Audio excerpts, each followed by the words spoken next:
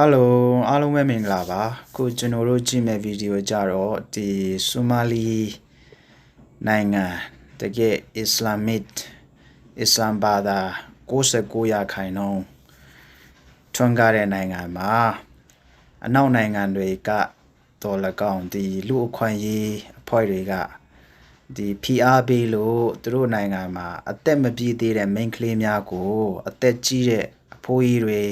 လူကြီးတွေယောက်ျားတွေကယူတဲ့ကိစ္စမျိုးကိုသူတို့ပယ်ဖျက်ဖို့ဒီဥပဒေကိုထုတ်ပြန်တဲ့အခါမှာဒီအသက်80နှစ်ပြည့်မှ main ကလေးကအိမ်ထောင်ပြုတ်ရမယ်ဆိုတဲ့အရာမျိုးသူတို့ဥပဒေထုတ်ပြန်လာတဲ့အခါမှာဒီမွတ်စလင်ဘာသာတွေဒီအဖိုးကြီးတွေကမျက်ရည်မျက်ခွက်တွေနဲ့ငိုယိုပြီးမှဒီ line ပေါ်မှာသူတို့ဒီဥပဒေကမကောင်းဘူးမမှန်ဘူးလိုက်ဆောက်စရာမလိုဘူးဒီကအလာကလိုက်မခံဘူးအစ္စလာမ်မှာဒီဟာတွေကလက်မခံဘူးအလာလည်းခွင့်မပြုဘူးအလာရဲ့စကားကိုကျွန်တော်တို့နားမထောင်ကြဘူးဆိုပြီးမှငိုယိုပြီးမှဒီ line ပေါ်မှာစောတကတက်လာတဲ့ဗီဒီယိုဖိုင်ဖြစ်တယ်တော်တော်ဆက်ဖို့လည်းကောင်းတယ်တော်တော်လေးအံ့ဩစရာတကယ်ကိုကောင်းတဲ့ဗီဒီယိုဖိုင်ဖြစ်တယ်ဆိုတော့မိတ်ဆွေအနေနဲ့ခမ ्या ကအထူးသဖြင့် main ကလေးတွေခမ ्या ကအစ္စလာမ်ဘာသာဝင်မဖြစ်တာခမ ्या တော်တော်ကံကောင်းတယ်လို့ဖြစ်တယ်ပြင် main ကလေးတွေအနေနဲ့ခမ ्या အစ္စလာမ်ဘာသာဝင်ဖြစ်ပေမဲ့ဒီလိုမျိုးအစ္စလာမစ်နိုင်ငံမှာရှရီယာဥပဒေကိုအသက်သွင်းတဲ့နိုင်ငံတွေဥပမာအာဖဂန်နစ္စတန်တို့အီရန်တို့ပါကစ္စတန်တို့ဒီဆော်ဒီအာရေဗျတို့နိုင်ငံမျိုးမှာခမ ्या မနေတာခမ ्या တော်တော်ကံကောင်းတယ်ဘာဖြစ်လို့လဲဆိုတော့အဲ့လိုမျိုးနိုင်ငံတွေမှာဒီရှရီယာဥပဒေထိန်းချုပ်တဲ့လောနဲ့အုပ်ချုပ်တဲ့နိုင်ငံတွေမှာ main ကလေးငယ်တွေကဘယ်လောက်အထိသူတို့ကငရဲကြတယ်လို့သူတို့ခံစားရတယ်အဲ့ဒီနေရာမျိုးမှာသူတို့ရောက်ရှိနေတယ်ဆိုတာကိုမိတ်ဆွေအနေနဲ့ဒီဗီဒီယိုကြည့်ချင်းအဖြစ်သိမှာဖြစ်တယ်ပြီးရင်သူတို့နိုင်ငံရဲ့အခြေအနေခုအာဖဂန်နစ္စတန်နိုင်ငံဆိုပါကစ္စတန်နိုင်ငံဆိုတော်တော်လေးရင်ကွဲစရာတွေဖြစ်တယ်မင်းကလေးတွေဆိုဒီအကုန်လုံးလွှမ်းထားတယ်ဘယ်သူပဲမှမသိဘူးပြီးရင်တချို့ဆိုအသက်ငယ်ငယ်လေးနဲ့သူတို့ကိုယ်ဝင်နေရကြတယ်အဲ့လိုမျိုးဖြစ်တယ်ဆိုတော့ဒီအစ္စလာမစ်နိုင်ငံဒီရှရီယာဥပဒေအသက်သွင်းတဲ့နိုင်ငံတွေမှာမနေထိုင်တဲ့မင်းကလေးတွေပြင်ယောက်ျားလေးတွေလည်းအဲ့လိုမျိုးဥပဒေအောက်မှာကိုကအဲ့လိုအဖွဲ့အစည်းမဟုတ်တဲ့အတွက်ကြောင့်ကျွန်တော်တို့လည်းတော်တော်လေးကံကောင်းတဲ့လူတွေဖြစ်တယ်တော်တော်အချင်းချင်းကိုလူသားအချင်းချင်းကိုညှဉ်းပန်းနှိပ်စက်တဲ့တကယ်ငရဲပို့နေတဲ့အဖွဲ့အစည်းလိုမျိုးဖြစ်နေတယ်ဘာသာလိုမျိုးဖြစ်နေတော်တော်ကြောက်ဖို့ကောင်းတယ်ဆိုတော့ဒီဗီဒီယိုကြည့်လို့ရှင်အများတို့တော်တော်လေးအံ့ဩမြင်သက်စရာလည်းဖြစ်မယ်ပြီးရင်အိုးဆရီယာလောကဘယ်လိုမျိုးလဲ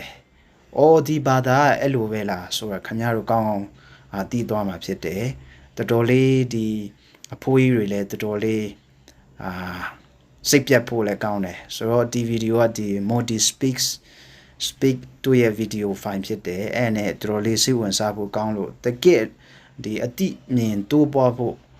ဟောဒီဟာမျိုးတွေကြည့်တင်တယ်ဆိုတာကိုကျွန်တော်ယုံကြည်လို့ဒီဗီဒီယိုကိုကျွန်တော်ယူဆောင်လာတာဖြစ်တယ်ဆိုတော့ဒီဗီဒီယိုကိုအဆုံးအထိအတူတကွကြည့်ကြအောင်เนาะ let's go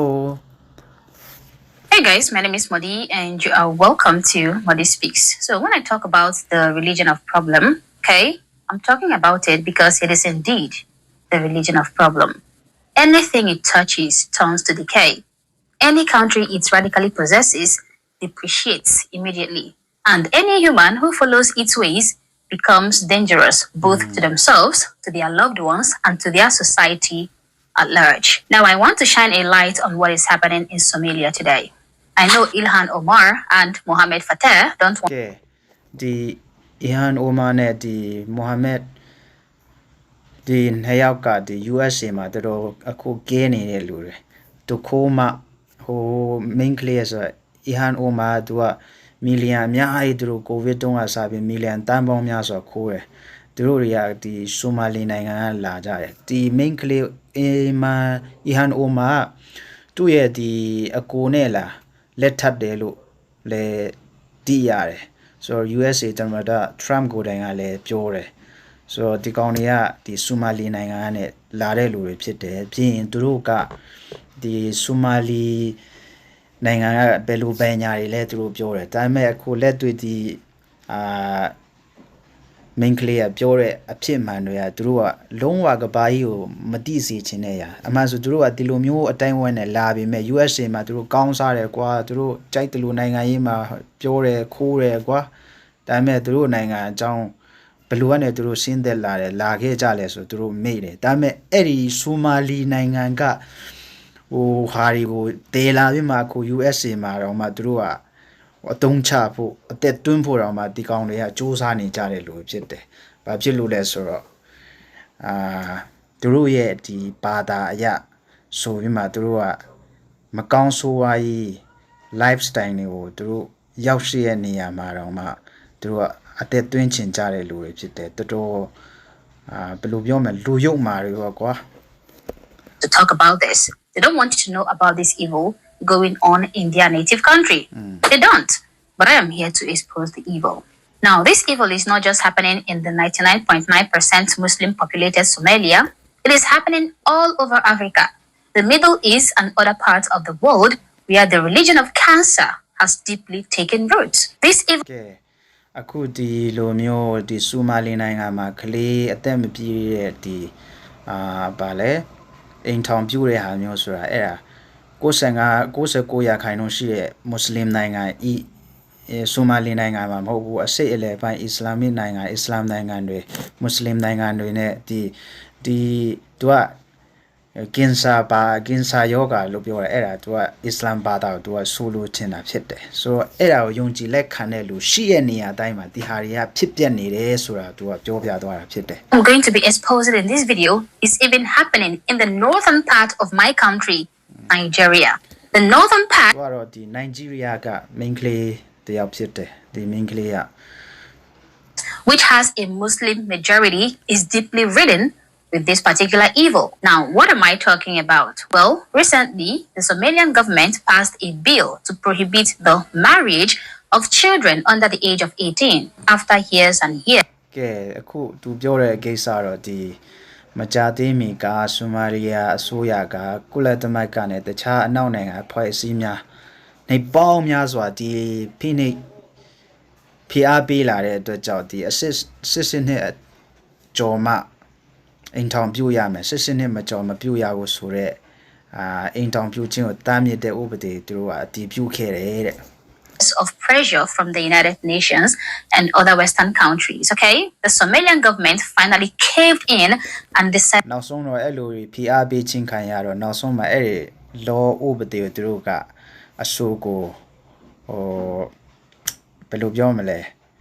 ဥပဒေကြမ်းကိုတင်သွင်းလက်ဖို့သူတို့ကဆုံးဖြတ်လိုက်ကြတယ်အဲ့ချိန်ကနဲ့ဘာတွေဖြစ်လာလဲဆိုဆက်ကြည့်ကြမယ် to introduce a bill that would criminalize the marriage of children and also give Somalian citizens the right to freedom of religion. But something happened. Barely 24 hours after the introduction of this bill, the Somalian people အဲ့ဥပဒေကိုသူတို့ပြဋ္ဌာန်းတဲ့အခါမှာ24နာရီအတွင်းမှာပဲဆူမာလီလူမျိုးတွေအထူးသဖြင့်ယောက်ျားလေးယူတွက်ချင်စရာဖြစ်သွားတဲ့အဖြစ်အပျက်တွေကြုံရတယ်ပေါ့ their minds, okay? They could not comprehend the idea of criminalizing 80-year-old men from marrying 9-year-old children. It was a taboo for the government to say that grandpas should not have any သူအဖိုးအရွယ်ကိုသူ့ရဲ့သမီးတရားကိုနဲ့ဆယ်နှစ်ပတ်ဝန်းကျင်ပဲ intercourse with minors who are not even old enough to be their great-granddaughters. So they took to the streets in protest, demanding that the bill should be rejected and overthrown. And to my ဒီလိုမျိုးလက်ထပ်တဲ့ဟာတွေကိုသူတို့ကပယ်ဖြတ်ဖို့ခွင့်မပြုတဲ့ဥပဒေသူတို့ပြဋ္ဌာန်းတဲ့အခါမှာ24နာရီအတွင်းအထူးသဖြင့်ဒီယောက်ျားတွေကအဲ့လိုမျိုးစီမင်းဥပဒေကိုသူတို့မကြိုက်ပြီးမှဆန့်ကျင်လာကြတယ်အဲ့ဒီဥပဒေကိုသူတို့ကဖြုတ်ချဖို့သူတို့ကတောင်းဆိုလာကြတယ် greatest lack of surprise, it was overthrown. So this bill that would have brought about the emancipation of the Somalian girl child in Somalia was decisively crushed by the Somalian people. Because of course, Somalia is 99.9% Muslim and they are ruled by Sharia law. And their Sharia law says that it is their men's right to have intercourse with children once they are mature. ဒီလိုပဲဆိုမာလီယာ69ရာခိုင်နှုန်းအစ္စလာမ်ဘာသာဝင်ဖြစ်တယ်ဆိုတော့သူတို့ကဆီးရီးယားဥပဒေနဲ့အုပ်ချုပ်တဲ့နိုင်ငံဖြစ်တယ်ဒီဆီးရီးယားဥပဒေမှာဒီယောက်ျားတွေက main ကလေးတွေကိုသူတို့ယဉ်ကျက်လာတဲ့အထိကလေးတွေကိုကွာလိင်ဆက်ဆံလို့ရတယ်ဆိုတာသူတို့ခွင့်ပြုတယ်ပေါ့ Mature children. What an oxymoron. Anyway, let's hear from the Somalians themselves. talay Soomaaliya waxay u ahayd maalin mugdiya maalin madow ah shalay baarlamaankii wuxuu u soo saaray ama uu ဒီအဖိုးကြီးကဒီလွှတ်တော်မှာအဲ့ဒါအဆိုသွင်းတဲ့ဟာသူလက်မခံလို့သူစန့်ကျင်တဲ့ဗီဒီယိုဖိုင်ပေါ့သူတင်တာမျက်ရည်ငူတော့ငူတယ်ကွာသူ့ရဲ့နှောက်ခမ်းကလည်းဟိုဗာလဲဟိုအယောင်ဆိုးထားတာအဲ့ဒါဘာဖြစ်လို့အယောင်ဆိုးထားတယ်ဒီအယောင်ကိုသူတို့ origin နဲ့မလုပ်ဘူးဆိုတာအဲ့ခင်ဗျားတို့သိတာအဲ့ဒါသူတို့ကုရ်အာန်ကျမ်းမှာပဲဖြစ်ဖြစ်ဒီသူတို့ကျမ်းမှာဟာဒီစ်မှာကျူးနဲ့ခရိယန်တွေရဲ့အယောင်နဲ့မတူအောင်ခင်ဗျားတို့လှုပ်ရမယ်ဆိုတော့မိုဟာမက်တို့ကပြဋ္ဌာန်းလို့သူတို့ကဒီတခြားဘာသာခြားတွေကဒီအမဲတို့ပါညာမုတ်စိတ်တွေက origin အဲ့လိုဖြစ်နေတော့သူတို့ကအဲ့ဒါသူတို့အနေနဲ့ပုံစံမတူချင်းတို့အဲ့အယောင်သူတို့ဆိုးထားတာအဲ့ဒါခင်ဗျားတို့သိကြလားအဲ့ဒါသူတို့ဟာဒီစ်တွေကျမ်းတွေမှာရှိတယ် authentic ကျမ်းတွေမှာအဲ့ဒါဖော်ပြထားတာဟိုဘာသာခြားတွေနဲ့အစ္စလာမ်ဘာသာမဟုတ်တဲ့လူတွေနဲ့ပြောင်းပြန်သူတို့ကနေဖို့သူတို့အလာကတွင်တင်ထားတယ်ကွာ ku gaaray wax la aqbali kara ma aha annaga muslim baan nahay boqolkiiba muslim baan nahay Soomaali ilaahay ha laga cabsado arrintan arrinka hortag u baahan waaye aabay culimadeena Soomaaliyeed aabay culimadeena ဒီဥပဒေကျမ်းကိုသူတို့ဟိုအစိုးရတင်သွင်းလာတယ်အဲ့မှာအီမန်တွေကဘာသာရေးဆရာတွေပညာရှင်တွေပြင်မှာရောက်နေကြတာလေပြီးရင်သူတို့ရဲ့ဖရာအလားတော်မှဟိုမကြိုက်ဘူးအလားရဲ့စကားငါတို့နားထောင်ရမယ်ဘာညာနဲ့သူပြောနေတာ Soomaaliyeed waaris al-anbiya baatihiin idinka hadal maqalnaa maxaa dhacay maxaa loogu aamusan yahay arrintan aaway sheekh Sumow aabay ma noola miyaa aaway sheekh Shaakir ma noola miyaa waraabay culimadeena ilaahay မရင်းကောင်ကငူနေတယ်ကွာတော်ဆိုးရွားတဲ့လူကွာ evil war ilaahay ka cabsana ilaahay u laabano sheekh Maxamed Macalin Abshir aabay sheekh Nuur Cali အဲ့ဒါပဲကြည်ကြပါဒီဟာကအစ္စလာမ်ဘာသာရဲ့ဆရီယာဥပဒေအုပ်ချုပ်တဲ့လွှမ်းမိုးတဲ့ဒီဥချုပ်ဆရီယာဥပဒေအောက်မှာရှိတဲ့လူတွေရဲ့အကျင့်စာရိတ္တအဲ့ဒါပဲ جمع علي ابي ور الهي انك عبسنا الشيخ عبد الرزاق اشعري ابي ور الهي انك عبسنا ور الهي انك عبسنا ارنتن ارن لا اقبالي كرمه تتكون وانا يا الهي انك عبسنا ور الهي انك عبسنا الهي انك عبسنا ارمها انا لغا هرتو ارمها arima la aqbali karo ma aha 18 sano gaalay u qoran tahay caruurtooda ku qaangaaraan annaga inaan ku raacno ma aha nabiga sallallahu alayhi wasallam khalif al mushrikiin buu nafaray inaan mushrikiinta khilaafnana la faray ilaahay aan ka cabsan war ကြီးချင်တော့တယ်ကွာဒီကောင်ကရုပ်ကလည်းကြောက်စရာကြီးနတ်ဆိုးကြီးလိုလို ilaahay aan ka cabsan war ilaahay aan ka cabsan This old man is literally crying because men as old as him and even those older than him are told by this Somalian bill that they can no longer abuse little သူကငုံနေတယ်ဘာဖြစ်လို့လဲဆိုတော့ဒီအခုဥပဒေတီသူတို့ပြဋ္ဌာန်းတဲ့ဥပဒေကဒီလိုမျိုးအသက်အရွယ်တွေကကလေးလေးတွေအသက်မဲ့ငယ်ရွယ်မိန်းကလေးတွေကိုလက်ထပ်လို့မရတော့ဘူးဆိုတော့အရာကိုတင်သွင်းဥပဒေကပြဋ္ဌာန်းတဲ့အတွက်ကြောင့်သူကငုံယိုပြီးပြောတဲ့အရာဖြစ်တယ် female children. They are setting up cameras and weeping, calling on fellow Islamic scholars and sheikhs to demand that this bill be turned down. He directly cited the Quran, explaining that it is an Islamic law to marry female children. ကဲသူကတော့ကုရ်အာန်ကျမ်းကိုတက်ရဲ့ကိုးကားပြီးမှမိန်းကလေးများအရွယ်ရောက်ပြီးတည်နဲ့လက်ထပ်ခြင်းဟာအစ္စလာမ်ဥပဒေဖြစ်ပြီးထိုအရွယ်ရောက်မှုဟာတဲ့အသက်7နှစ်ကနေ9နှစ် အရွယ်ဖြစ်နိုင်တယ်တဲ့သူတို့အစ္စလာမ်ဒီကုရ်အာန်မှာကြတော့မိန်းကလေးတွေအသက်အရွယ်ရောက်တယ်ဆိုတာ7နှစ်နဲ့9နှစ်အရွယ်မှာဖြစ်နိုင်တယ်အဲ့ဒါဆိုပြီးမှအတိအမှတ်ပြုတယ်။အိုမှာကွာမုဟမ္မဒ်ရဲ့မိန်းမဆိုတော့အသက်6နှစ်မှာတော့မှယဉ်ကျက်တဲ့လူဆိုပြီးမှတတ်မှတ်လို့ရနိုင်တယ်ဆိုတဲ့ဟာဖြစ်နိုင်ကြောင်းဆိုပြီးမှသူကရှင်းပြတဲ့ဟာဖြစ်တယ်။တော်တော်ဆိုးတယ်အစ္စလာမ်ဘာသာမှာမိန်းကလေးတွေယဉ်ကျက်တယ်ဆိုတာသူတို့ရဲ့ယုံကြည်ချက်က7နှစ်9နှစ်ရောက်ရင်သူတို့ယဉ်ကျက်ပြီးအိမ်ထောင်ပြုလို့ရပြီဆိုတဲ့သဘောသူတို့ကုရ်အာန်ကျမ်းကိုကိုးကားပြီးသူပြောတာအလ္လာဟ်ကိုတိုင်တည်ပြီးပြောတာ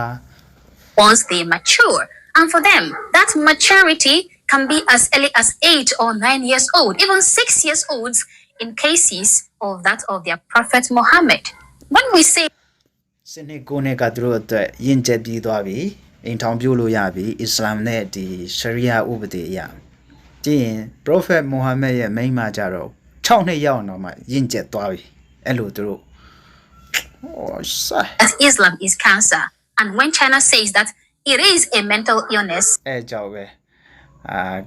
အစ္စလာမ်ဘာသာကင်ဆာလို့ဆိုပြီးမှသူကပြောတယ်ကွာဒါပေမဲ့တရုတ်တွေကဘာပြောလဲဆိုတော့ဒီဟာကစေယောဂါတစ်ခုဖြစ်တယ်ဆိုပြီးမှသူတို့တရုတ်တွေကပြောတယ်ဒါပေမဲ့ဘယ်သူမှလိန်နေတာတော့မဟုတ်ဘူးအဲ့ဒါအမှန်နဲ့တဲ့ none of us are lying. The fact that this man is shamelessly showing his disgusting face on camera, crying because Somalia wanted to introduce a law that will protect their female children is the most despicable thing I have ever witnessed in my life. My goodness. Here is another Islamic အခုဒီမှာဟိုကောင်ကတယောက်ပေါ့ကွာအခုနောက်တယောက်အဖိုးရထပ်ငိုလာအောင်ပဲသူကလေးငယ်လေးစနေကိုရဲ့မိန်းကလေးကိုလက်မထပ်တော့မှကြောက်ပြီးမှဥပဒေကြောက်သူမဖြစ်နိုင်တော့မှစိုးရင်ပြီးမှငုံယိုပြီးမှအခုပြောပြလာအောင်ပဲကြည့်ကြအောင် man crying about the same thing. sharcigan la leeyahay baarlamaanka federaalka ayaa ansixiyey oo caruurtu waxay ku qaangaaraysaa 18 ama 18 sidaa u taqaano waxaa waaye annaga haddaan nahay muslimiin muslimaad mu'miniin mu'minaad nama khuseeyo waxaa dhacay annagu waxaan aaminsannahay shareecada islaamka oo warkii allah ah iyo warkii nabiga calayhi salaatu wasalaam taas ayaan aaminsannahay sharcigaanuna oo ah inay ciyaalku ku qaangaarayaan 18 sano shareecada islaamka waa baalmarsan yahay wuu khilaafsan yahay waa kasoo horjeedaa saa darteed annaga nama khuseeyo muslimiin muslimaad mu'miniin mu'minaad haddaan nahay nama khuseeyo cod dheer ayaana ku sheegayaa inuusan na khuseyn maxaa dhacay shareecada islaamka ayuu kasoo horjeedaa သူကတော့ပြောတယ်ကွာဒီစစ်နှစ်အထက်စစ်နှစ်ရောက်မှစစ်နှစ်အောက်ဆိုရင်ထောင်မပြူရဘူးဆိုတဲ့ဒီဥပဒေရတဲ့ဒီအစ္စလာမ်ဘာသာဝင်တွေအတွက်ကတော့အတုံးလည်းမဝင်ဘူးဘာမှကြောက်စရာလည်းမလိုဘူးပြီးရင်ကျွန်တော်တို့အစ္စလာမ်ဘာသာမှာဒီလိုခွန်ပြူထားတယ်ငါတို့အတွက်ဒီဥပဒေရဘာမှမဖြစ်ဘူးဒီဥပဒေရဥမာအလာကိုလည်းသူတို့ရဲ့ဖယားကိုလည်းဆန့်ကျင်တဲ့ဥပဒေဖြစ်တယ်ကျွန်တော်တို့ကလိုက်နာစရာလည်းမလိုဘူးဒီဥပဒေကျွန်တော်တို့အတွက်ဘာမှအကိစ္စမရှိဘူးအဲ့လိုမျိုးနဲ့သူရှင်းပြတာ hada shareecada islaamku waxay leedahay waxa waaye waxaa lagu qaangaarayaa calaamado la yiraahdo calaamadaha qaangaarka gabadhu haddii dhiig isku aragto iyadoo သူတို့အစ္စလာမ်ဘာခုနလည်းပြောတော့မိန်းကလေးတယောက်ယဉ်ကျေးသွားပြီဆိုရင်မိန်းကလေးက9နှစ်10နှစ်10နှစ်အဲ့လိုမျိုးအဲ့မှာသူတို့ကယားသေးလာကြပြီလားတော့ငါတော့မသိဘူးအဲ့လိုမျိုးသူတို့ကယဉ်ကျေးတဲ့နှစ်တွေပေါ့ကွာ9နှစ်10နှစ်10နှစ်ဆရီယာနဲ့အစ္စလာမ်ကတော့မြန်မာပြည်ကလူတွေခင်ဗျားတို့ဆရီယာဥပဒေအောက်မှာမွတ်စလင်မဖြစ်လို့ကံကောင်းတယ်ဒီအစ္စလာမ်ဘာသာဝင်တွေလည်းအဲ့လိုပဲငါပြောချင်တယ်တခြားဘာသာခြားတွေလည်းခင်ဗျားတို့ကမွတ်စလင်အစ္စလာမ်မဖြစ်လို့ခင်ဗျားတို့ကကံကောင်းတဲ့လူတွေဖြစ်တယ်ဒီဥပဒေနဲ့ဒီဘာသာအောက်မှာဒါနေဒီဘာသာနဲ့ဒီရှရီယာဥပဒေကိုမစွဲကင်တဲ့ကျင့်သုံးတဲ့နိုင်ငံမှာဒါနေခင်ဗျားတို့ငရဲကြတာနဲ့အတူတူပဲအဲ့ဒါကိုအဖြစ်မှန်ကိုခင်ဗျားတို့နားလည်ဖို့လိုတယ်မိန်းကလေးများ လူသားတွေနားလည်ကြပါ سيال سنة تومن سنة توميكو سنة جرتو هدي ديك عادي اسكو عرفتو ويقان قارتي سيدو كلويل كهدي او رياضو او اسكو اركاسيكنا وحواي بي او اسكو اركاسيكنا وقان قاري أسوان ولي يقون ولي بتوميشن I انقار wish a lot of people will share this video because a lot of individuals are still living in the dark.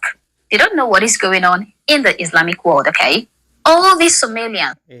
ဒီမှာတော့ပြောတယ်ဒီဗီဒီယိုကိုတခြားလူတွေလည်း share ပါဥပမာကျွန်တော်လည်းထပ်ပြောမယ်ဒီ group တို့ဘာတို့မှာလည်းကိုယ့်အသည့်တွေရှိမှလည်း share ပါအစ္စလာမ်ဘာသာရဲ့အခြေအနေဘယ်လိုမျိုးလဲဆိုတာတချို့နေရာတွေမှာမသိဘူးကျွန်တော်တို့မြန်မာပြည်မှာလည်းမသိဘူးခရိယန်တွေဗုဒ္ဓတခြားဘာသာခြားတွေကမသိဘူးတကယ်ဒီအစ္စလာမ်ဘာသာနဲ့ဆီးရီးယားကိုတကယ်နားလည်တဲ့လူတွေတကယ်ကျင့်သုံးရမယ်ဆိုရင်ဒီလိုပဲကျင့်သုံးရမှာဒီဆူမာလီခုနကသူတို့ပြောတယ်လို့ပဲအဲ့လိုပဲမှဆိုလိုက်နာရမယ်ကျင့်သုံးရမယ်အဲ့ဒါကအစ္စလာမ်ဘာသာနဲ့ဆီးရီးယားဥပဒေရဲ့တဘောတဘာဝအစစ်အမှန်ဖြစ်တယ်ဆိုတော့များလူတွေအတိဖို့လိုတယ်ငါတို့နိုင်ငံမှာလူတွေအခုအဲ့ဘာသာတွေရှိလို့ကောင်းပြလို့ဒီလိုရှရီးယားဥပဒေဘာမှမရှိလို့သူတို့ဘာသာတာဖြစ်တာကောင်းတယ်လို့ကျွန်တော်တို့အခုမြင်မယ်သိရင်သိလိမ့်မယ်ဒါပေမဲ့တကယ်လက်တွေ့အဖြစ်မှန်တရားရခိုင်တော့အစစ်အမှန်အဖြစ်မှန်ကိုကျွန်တော်လိုက်နာရမယ်ဆိုရင်ဒီလိုပဲဖြစ်ရမှာတော်တော်ဆိုးတဲ့အရာဖြစ်တယ်အဲ့ဒါလူတိုင်းကမသိကြဘူး crying about the new bill that was about to be introduced in Somalia are only citing their religion, their Islamic religion as the basis of their complaint. They are not saying that this is against their culture, even though it would be a disgusting culture, okay? Rather, they သူကတော့ပြောတယ်ကွာဒီဥပဒေကသူတို့ရဲ့ဒီလူနေမှုသူတို့ရဲ့ဒီရိုးရာဓလေ့တွေကိုဆန့်ကျင်တယ်ဥပမာသူတို့ရဲ့ရိုးရာဓလေ့ကမကောင်းမှုဆိုရင်တော့တမျိုးကွာဒီလိုမျိုးမကောင်းရင်တော့ဒီလိုမျိုးရိုးရာဓလေ့ကိုကျွန်တော်တို့ဒီဥပဒေကကျွန်တော်တို့ရဲ့ရိုးရာဓလေ့တွေဆန့်ကျင်တယ်အဲ့လိုတွေသူတို့ complain တက်တာပြဿနာ complain လုပ်တာမဟုတ်ဘူးသူတို့ကသူတို့ရိုးရာဓလေ့တွေပေးဖယ်ပြီးမှသူတို့ဘာသာကိုဆန့်ကျင်တယ်ဆိုမှအစ္စလာမ်ဘာသာကိုဆန့်ကျင်တယ်ရှရီးယားဥပဒေကိုဆန့်ကျင်တယ်ပြီးရင်ဒီအလာကိုဆန့်ကျင်တယ်ဆိုပြီးမှသူတို့အဲ့လိုနဲ့ပဲသူတို့ကcomplain တက်ကြတယ်ကွာ saying that this is against the teachings of their Islamic religion. It is against Islam. We must fear Allah. We must always do what Allah says. Okay? We must fear Allah. We must fear Allah. Sharia law supersedes the law of the government. Okay? We must only listen to what Allah says. Therefore, since Allah has said that grown men can have intercourse with female children, then we must be allowed. We grown men, we grandfathers should be allowed to abuse these female children because that is what Allah commands. အဲ့ဟာပဲဒီအစ္စလာမ်ရဲ့ဒီအလာရဲ့အမိန့်ကြောင့်ဒီလူကြီးအကြီးတွေ old male ဒီအဖိုးကြီးတွေမှာဒီကလေးတွေကိုယူရမယ်အဲ့ဒါအလာပြောပြတဲ့အတွက်ကြောင့်ဒီဟာကိုကျွန်တော်တို့ကျင့်သုံးရမယ်ဒီဟာအမိန့်ဖြစ်တယ်အလာရဲ့အမိန့်ဖြစ်တဲ့အတွက်ကြောင့်ကျွန်တော်လိုက်နာရမယ်အဲ့ဒါအစ္စလာမ်ဘာသာရဲ့တကယ်အဖြစ်မှန်ဖြစ်တယ်ရှရီးယားရဲ့အဖြစ်မှန်ဖြစ်တယ်ပြီးရင်ရှရီးယားဥပဒေကတခြားဒီတိုင်းပြည်တွေရဲ့ law တွေဥပဒေတွေထက်ပိုပြီးမှကြီးမြတ်တယ်ပိုပြီးမှကောင်းတယ်အဲ့ဒါပဲလိုက်နာကျင့်သုံးရမှာအဲ့အထက်မှာဘာမှမရှိဘူးဒီကဘာပေါ်မှာအခုနိုင်ငံတကာကျင့်သုံးတဲ့ law ဥပဒေတွေကရှရီးယားရဲ့အောက်မှာပဲရှရီးယားကဥပဒေကအဲ့ရဲ့အထက်မှာပဲရှိရမယ်ဆိုတော့ယုံကြည်ချက်ကဒီကောင်းနေအစ္စလာမ်ဘာသာတက်ဝင်ယုံကြည်တဲ့လူတွေတကယ်ကိုလိုက်လျှောက်တဲ့လူတွေကအဲ့လိုပဲယုံကြည်ကြတာဖြစ်တယ် Just listen to their argument. Now, this is another Somalian talking about this issue. He's living abroad, according to him. He said he has lived in the UK for 10 years and he has lived in America for 10 years. And also, I just want to listen to what he has to say. Currently, now he's living in the West. I don't know which country he's living in, but I just want to listen to what he has to say because in this video he made, he captioned it, "The end is here." The end is here. So I just want to know about the end he's talking about. Let's listen to him. ကဲဒီကောင်ကအခု UK မှာလည်း10နှစ်နေတယ်သူကဆူမာလီယာအခု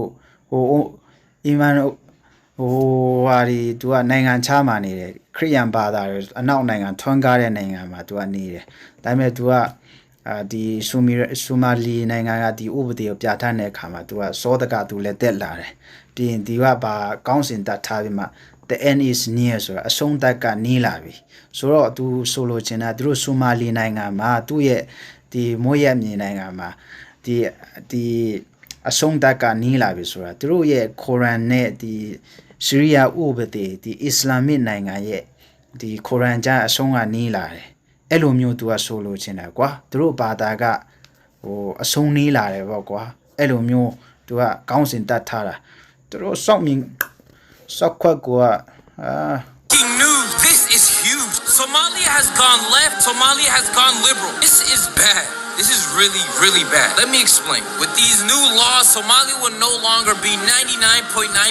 Muslim. The government is pushing a new law of freedom of religion, meaning in the future you may see Somali Christians, Somali agnostics, Somali Jews, and even worse, Somali atheists. And they will also not be allowing marriages under the age of 18. So out with Islam and in with Western-made laws.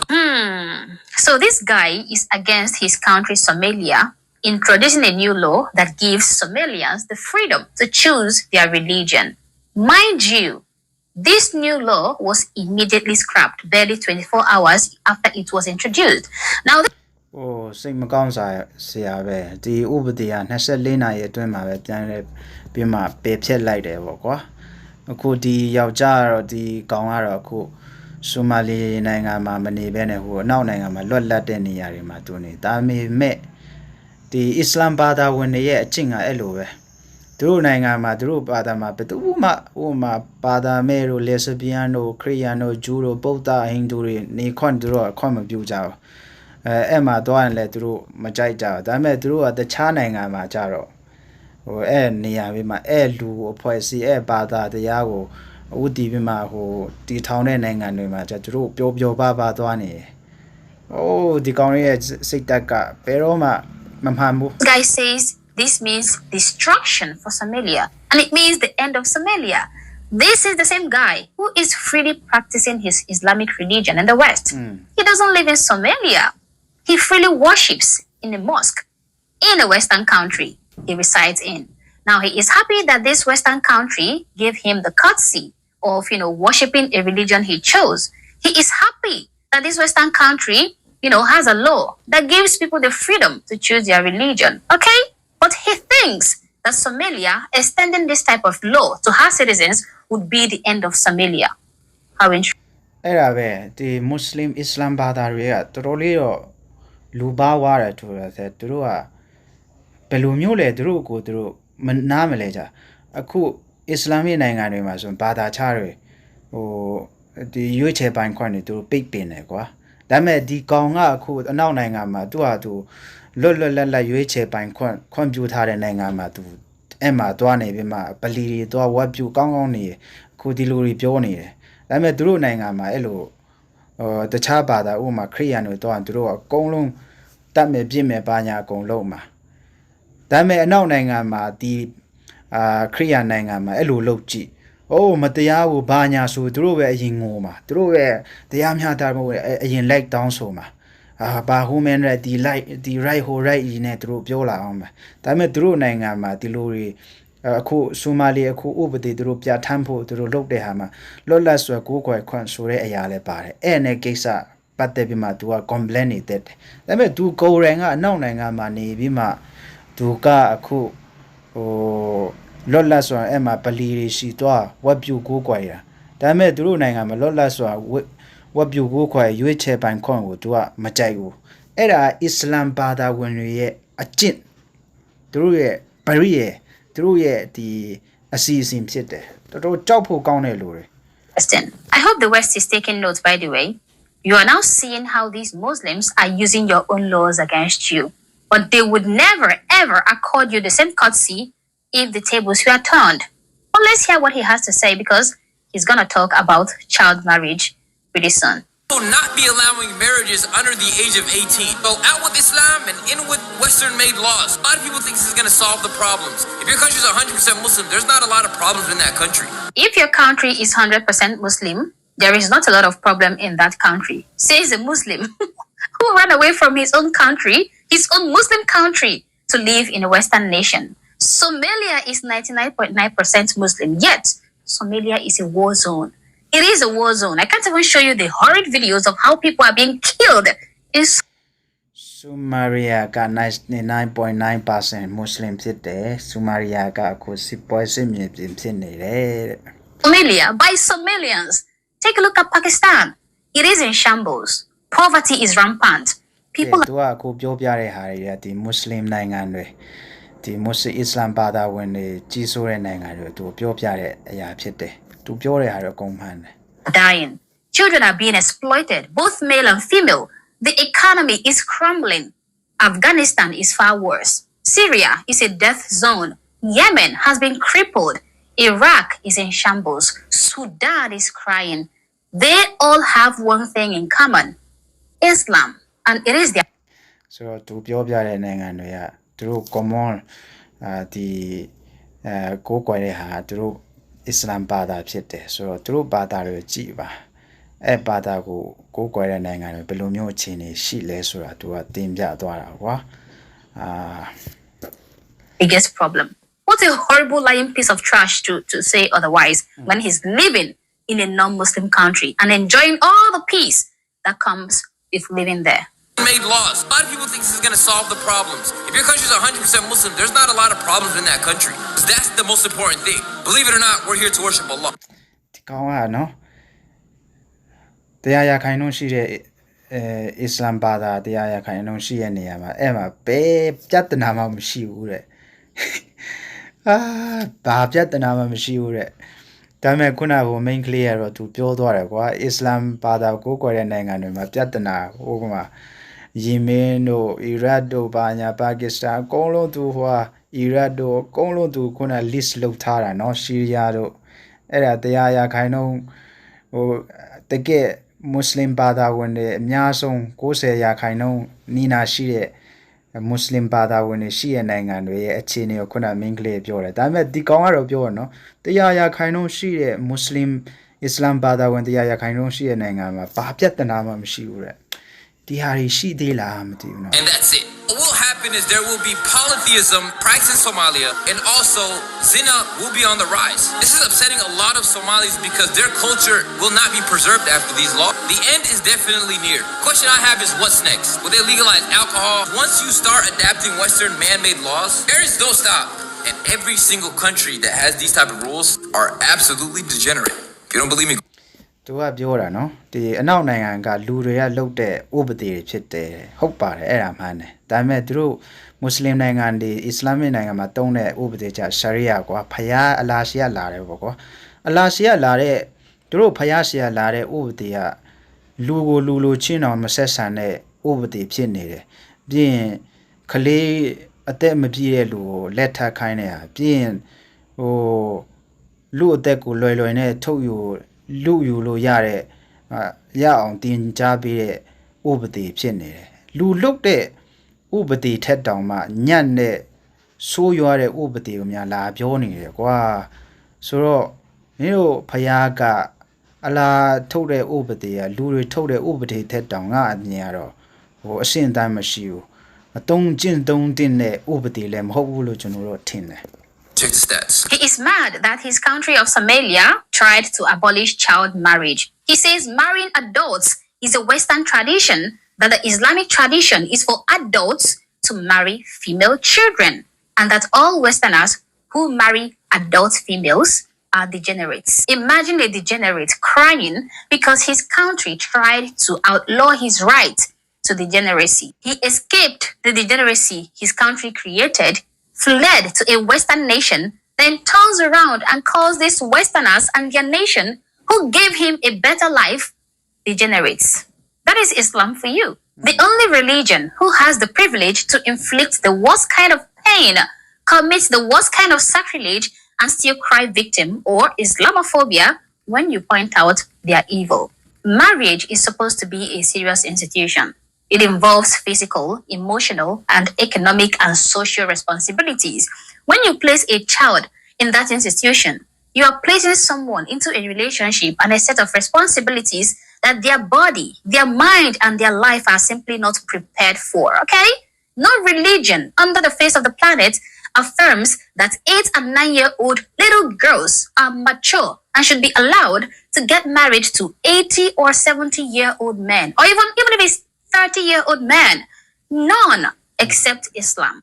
This is simply child exploitation, a violation of basic human dignity of these children. It should be a taboo, but the world is quiet about this. Take a look at these children who are allowed by an evil religion to be dehumanized and disrespected and put through hell by the men of their religion. These girls are legally allowed by their country and Sharia law, their Islamic religion, for the old men in their religion to destroy their lives, abuse them, torture them. It should be an abomination. The men should be stoned to death, but instead, they are rewarded. Their religion legalizes the suffering of these little girls and even criminalizes those of them who refuse to be abused and exploited. There is a popular saying in Somalia that says, Gabad amagod hakaga, Jelto amagunti rag, which loosely translates to, a girl should either be married or in a grave. So if a girl refuses to be abused, she is as good as dead. Wow.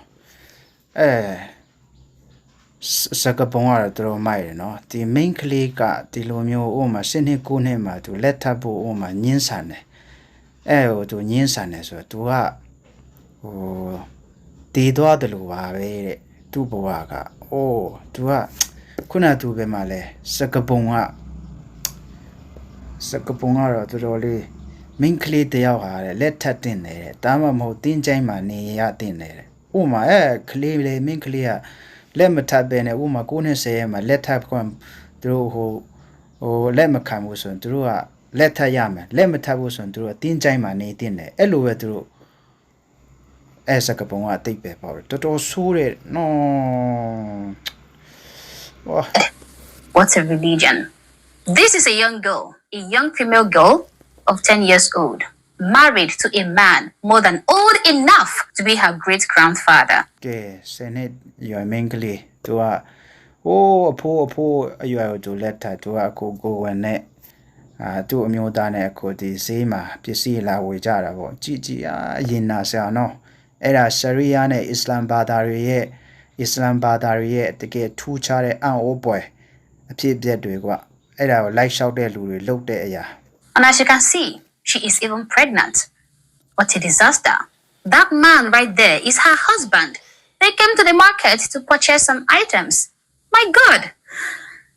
God, this is so disheartening. A pretty little child, a very beautiful baby with her future ahead of her. But the religion of problem just destroyed her life even before she turned 11 years old. Why is this allowed to happen in 2025? Why? Nobody is talking about the trauma these children go through, the pains they are subjected to when you force their extremely young body to go through a process it is not yet ready for. Processes like pregnancy. One of the most heartbreaking complications is obstetric fistula, which is caused by prolonged obstructed labor in a woman whose pelvis is too underdeveloped for safe childbirth. That can leave the girl leaking urine or feces. She will be socially ostracized and medically damaged for life. Beyond that, being taken out of school, being placed into domestic servitude, losing opportunities, being vulnerable to violence is not what I would wish for on any child. This is not only happening in Somalia, it is happening all over the Islamic world. Anywhere you see Islam, it is happening there. And hey, it is pretty common. It is normal and it is acceptable among these guys. My heart is really, really heavy, extremely heavy, especially when I think about these little girls, okay? When I think about them being legally destroyed every single day. I hope the world gets rid of this evil. I really hope we see the end of this horror one day. Amen. Guys, these are my opinions. These are my thoughts. Please feel free to share yours in the comment section below, but do so respectfully. Okay, video at the log bar. So, the General Kuna Natang Bibi. အတတ်နိုင်ဆုံးဒီစာတန်းတော့ဟိုထိုးပေးထားတယ်ဆိုတော့ခုနလည်းအစမှလည်းငါပြောတယ်ကျွန်တော်တို့အထူးသဖြင့် main ကလေးတွေခင်ဗျာမွတ်စလင်ဘာသာအစ္စလာမ်ဘာသာဝင်ဖြစ်တာခင်ဗျာကံကောင်းတယ်ပြီးရင်အစ္စလာမ်ဘာသာဝင်ဖြစ်တဲ့ main ကလေးတွေလည်းခင်ဗျားတို့ဒီအစ္စလာမစ်နိုင်ငံတွေမှာရှရီယာဥပဒေပြဋ္ဌာန်းတဲ့နိုင်ငံမှာခင်ဗျားတို့မရှိတာကံကောင်းတယ်အဲ့လိုပဲကျွန်တော်ဆက်ပြောချင်တယ်ပြီးရင်အခု main ကလေးတွေခံစားတဲ့အရာတွေဟာ 90နှစ်မှာသူတို့ကကိုယ်ဝင်နေရကြတယ်သူရှင်းပြတဲ့ဟာတော်တော်ရင်နာဖို့တွေကောင်းတယ်ပြီးရင်သူတို့ကဒီဘာသာတင်ပေးတဲ့အတွက်ဒီဘာသာအဲ့လိုဆုံးမသွင်းတယ်ဒီလိုကြင့်ကြံဒီလိုပဲလိုက်နာရမယ်အလာကအမိန့်ပေးတယ်ဆိုကြဲလိုက်လုတ်တဲ့လူတွေကသူတို့အစ္စလမ်ဘာသာဝင်တွေကလိုက်လုတ်တာဖြစ်တယ်ဆိုတော့